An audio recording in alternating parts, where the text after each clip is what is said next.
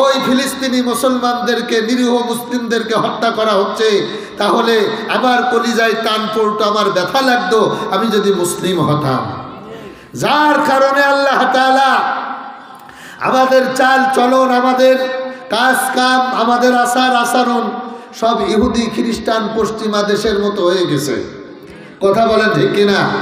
যার কারণে আল্লাহ তাআলা আমাদেরকে বারবার সতর্ক করে দিচ্ছেন, ইয়া আইয়ুহাল্লাযীনা আমানু লা তাত্তাখিযুল ইয়াহুদা ওয়ান নাসারা আউলিয়া বা'দুহুম আউলিয়াউ বা'দ ওয়া মান ইয়াতাওয়াল্লাহুম মিনকুম ফাইন্নাহু মিনহুম।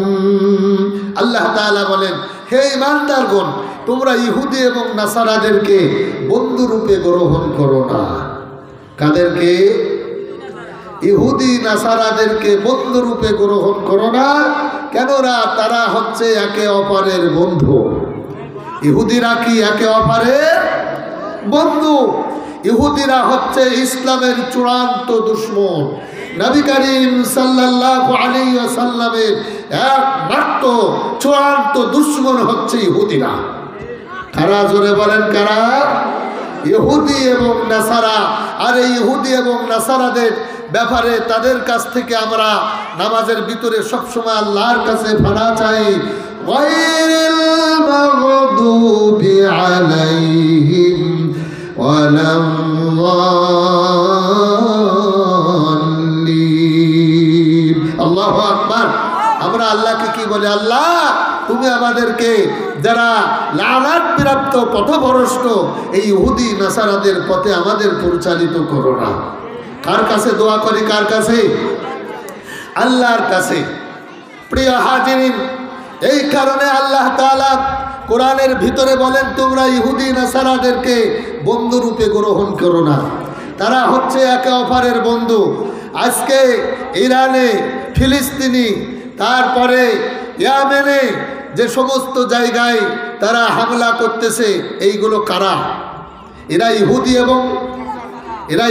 এবং নাসারা।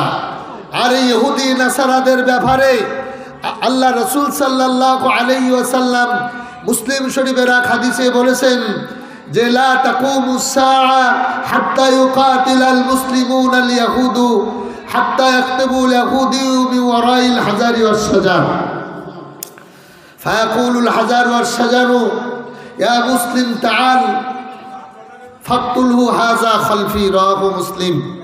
আবু হুরায়রা রাদিয়াল্লাহু তাআলা থেকে হাদিসটি বর্ণিত। নবী করিম সাল্লাল্লাহু আলাইহি ওয়াসাল্লাম ইরশাদ করেছেন যে ইহুদিদের বিরুদ্ধে যুদ্ধ না করা পর্যন্ত কিয়ামত হবে না। কাদের বিরুদ্ধে? যতক্ষণ পর্যন্ত মুসলমান এবং ইহুদিদের বিরুদ্ধে যুদ্ধ না হবে ততক্ষণ পর্যন্ত কিয়ামত হবে না। নবী করিম সাল্লাল্লাহু আলাইহি ওয়াসাল্লাম বলেন যে ইহুদিরা পরাজিত হয়ে হাত্তা ইয়াকতুবুল ইয়াহুদিয়্যু মিন ওয়ারাইল হাজারি ওয়াস শাজার, ইহুদিরা পরাজিত হয়ে গাছ এবং পাথরের আড়ালে তারা পালাবে, তখন ফায়াকুলুল হাজার ওয়াস শাজার, পাথর এবং গাছ কথা বলে মুসলিমদেরকে ডাকবে, ইয়া মুসলিম তাআল হাযা খালফি ফাকতুলহু, হে মুসলিম তুমি আসো, আমার পিছনে ইহুদি পালিয়ে আছে, হাযা ফাকতুলহু, তোমরা তাকে এসে হত্যা করো। কে ডাকবে? গাছ এবং পাথরের জবান খুলে যাবে। সম্মানিত হাজিরিন, সে সময় আর বেশি বাকি নাই। ইহুদি খ্রিস্টানদের আধিপত্য আর বেশি দিন স্থায়ী হবে? জোরে বলেন হবে? প্রশ্ন করতে পারেন যে তারাও তো আহলে কিতাব, তাদের উপরে তো তাওরাত ইনজিল নাজিল হয়েছে, তারা তো ইসলাম এবং মুসলমানদের আকীদার কাছাকাছি তাদের একটা ধর্ম ইহুদি এবং নাসারাদের, কিন্তু তারা মুসলমানদেরকে নিরপরাধে নিরীহভাবে কেন হত্যা করতেছে? এটা আপনাদের মনে প্রশ্ন জাগতে পারে। প্রশ্নের জবাব হচ্ছে, ইহুদি খ্রিস্টানদের একটা আকীদা আছে। কি আছে বলেন? ইহুদি খ্রিস্টানদের একটা ধর্ম বিশ্বাস আছে। তাদের ধর্ম বিশ্বাস হচ্ছে যে তারা এই পৃথিবীতে যত মানুষকে হত্যা করবে না কেন, যত অপরাধ করবে না কেন, সমস্ত অপরাধের অগ্রিম কাফারা হযরত ঈসা আলাইহিস সালাম সুরে চলার মাধ্যমে দিয়ে গেছেন। কাজেই তারা যত হত্যা করুক না কেন, যত মানুষ মারুক না কেন, তাদের 7 খুন মাফ। জোরে বলেন নাউজুবিল্লাহ। এটা কাদের ধারণা? ইহুদিদের ধারণা। আর আল্লাহ কোরআনের মধ্যে বলেন, ওমা কতালুহু ওমা সালাবুহু ওয়ালাকিন শুববিহা লাহুম ওয়া ইন্নাল্লাযীনা ইখতালাফু ফীহি লাফি শাক্কিন মিনহু। ইহুদিরা মনে করেছে ঈসা আলাইহিস সালামকে মনে হয় হত্যা করা হয়েছে, অথবা তাকে শুলে চড়ানো হয়েছে, কিন্তু আসলে তাকে হত্যাও করা হয় নাই, শুলেও বিদ্ধ করা হয় নাই। ওয়ালাকিন শুববিহা লাহুম, বরং তাদেরকে ধাঁধায় ফেলে দেওয়া হয়েছে। কি ফেলে দেওয়া হয়েছে? ধাঁধায় ফেলে দেওয়া হয়েছে। আল্লাহ রাসূল বলেন, আনজিলু ঈসা ইবনে মারইয়াম ইলাল আরদি ফাতাসাওয়াজু ওয়া ইউলাদু লাহু ওয়া ইয়ামকুসু 45 সানাতান সুম্মা ইয়ামুতু ফায়ুদফানু মা'i ফি কবরি। আব্দুল্লাহ ইবনে ওমর রাদিয়াল্লাহু তাআলা আনহু থেকে বর্ণিত, তিনি বলেন, নবী করিম সাল্লাল্লাহু আলাইহি ওয়াসাল্লাম ইরশাদ করেছেন, ঈসা আলাইহিস সালাম পৃথিবীতে আসবেন।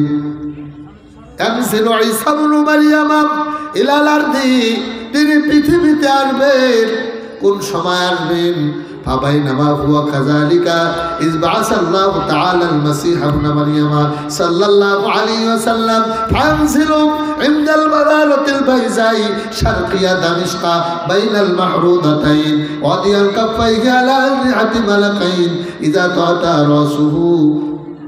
হাদিস শরীফের ভিতরে আসছে, ঈসা আলাইহিস সালাম ইরাক এবং সিরিয়ার সংযোগ রক্ষাকারী রাস্তায় তিনি আত্মপ্রকাশ করবেন।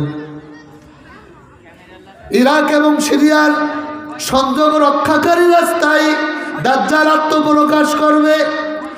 আর সিরিয়ার রাজধানী দামেস্কে মসজিদে বাইজুনে হযরত ঈসা আলাইহিস সালাম মুয়াজ্জিন যখন হাইয়া আলাস সালাহ বলবেন, তিনি তখন 2 ফেরেশতার কাঁধে ভর করে নেমে আসবেন। সিরিয়ার রাজধানী দামেস্ক মসজিদে বাইজুন, যে সিরিয়ার বাশার আল আসাদ ইহুদি খ্রিস্টানের 5 আটা গোলাম এখন ইহুদি খ্রিস্টানের দেশে পালাইছে। এতদিন যাবৎ মুসলমানদের উপরে অত্যাচার নির্যাতন করতেছিল। আমাদের একটা জিনিস মনে রাখতে হবে, ইহুদি খ্রিস্টানদের আকীদা, এরা যত অন্যায় করবে না কেন সমস্ত অন্যায় কি মাফ। সমস্ত অন্যায়ের অগ্রিম কাফারা ঈসা আলাইহিস সালাম দিয়ে গেছেন। এইটা হচ্ছে ইহুদি খ্রিস্টানের আকীদা। আর সারা পৃথিবীতে যত জায়গায় যত সন্ত্রাসী কর্মকাণ্ড হয়, এই সমস্ত সন্ত্রাসী কর্মকাণ্ড পরিচালনা করে ইহুদি এবং নাসারারা। কারা? জোরে বলেন কারা? ইহুদি এবং নাসারা। আর এই সন্ত্রাসী কর্মকাণ্ড করে মুসলমানের দেশে। কিভাবে? মুসলমানের দেশে তাদের কিছু বন্ধু আছে, তাদের কিছু সাথী আছে, তারা মুসলমানের নামে মুনাফিক ইহুদি খ্রিস্টানের 5 আটা গোলাম। তারা কি ইহুদি খ্রিস্টানের 5 আটা গোলাম? ইহুদি খ্রিস্টানের যেমন আকীদা, যত মানুষ মানো না কেন 7 খুন মাফ।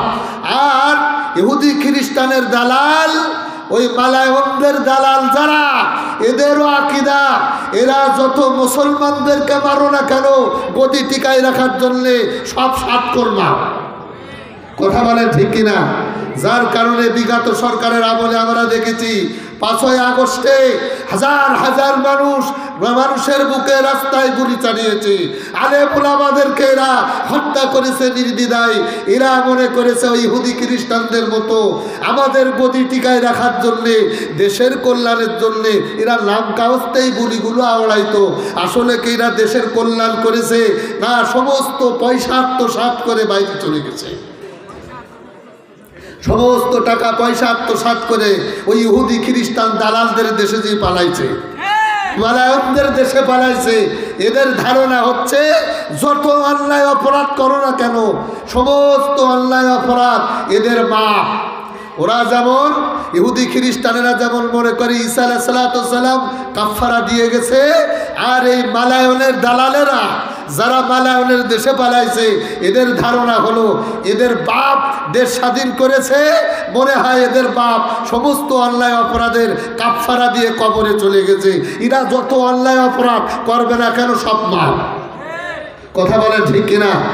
সম্মানিত হাজিরিন, এই কারণে ইহুদি এবং খ্রিস্টানেরা এরা মানুষদেরকে নির্দ্বিধায় হত্যা করে, আর ইহুদি খ্রিস্টানের দালালরা এদের গদি ঠিক রাখার জন্যও মানুষদেরকে হত্যা করে। ওদের আকীদা বিশ্বাস, ওদের আচার আচরণ, আর আমরা মুসলমান হিসাবে আমাদের আচার আচরণ কোনো দিক থেকে কম নাই। কথা বলেন ঠিক কিনা?